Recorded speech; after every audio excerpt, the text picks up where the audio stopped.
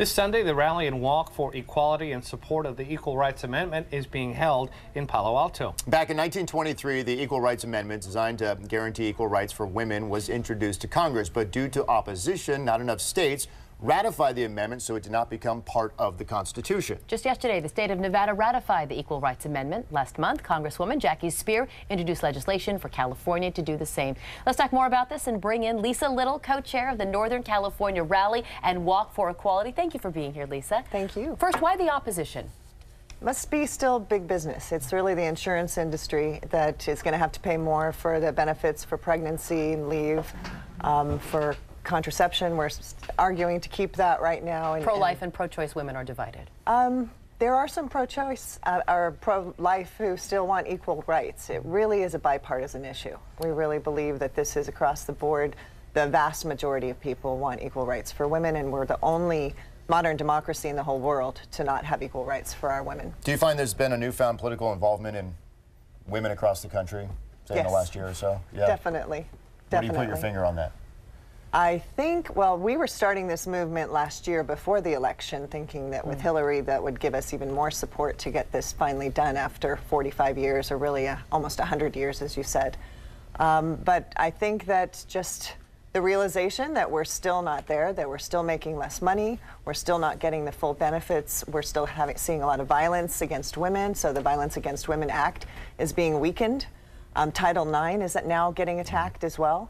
These things that we thought were protecting us are easily getting weakened, and even actually to the point of getting wiped out. They can get completely gutted without the Equal Rights Amendment. You mentioned this is a bipartisan issue. You have a lot of people from the Republican side who are also with you? We do. In fact, the Republican governor yesterday with the Nevada vote, he is completely supportive.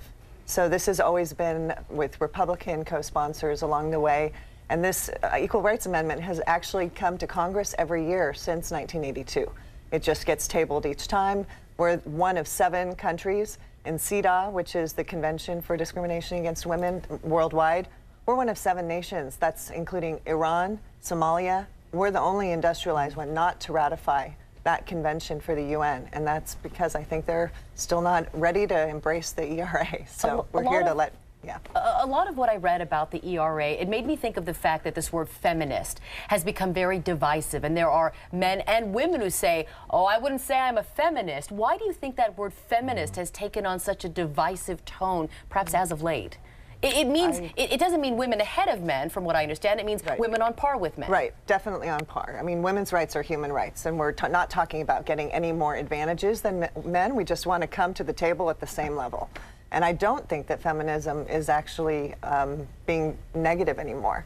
As Beyonce and many of the celebrities around the world have been saying, we're all feminists. Men, my husband, many men are feminists. What do you tell to women who are not involved with the ERA, or who are just sitting at home debating whether or not to even participate this weekend, say? Well, first we got to raise awareness, because I think people already assume that we have equal rights in the Constitution. And that's the biggest key right now, is raising the national awareness that we don't have coverage.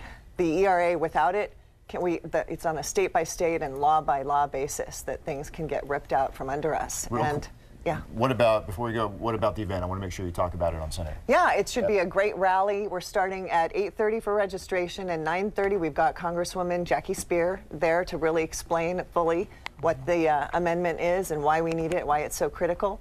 We've got State Controller Betty Yee. We've got an Olympian to talk about Title IX and how that's in jeopardy.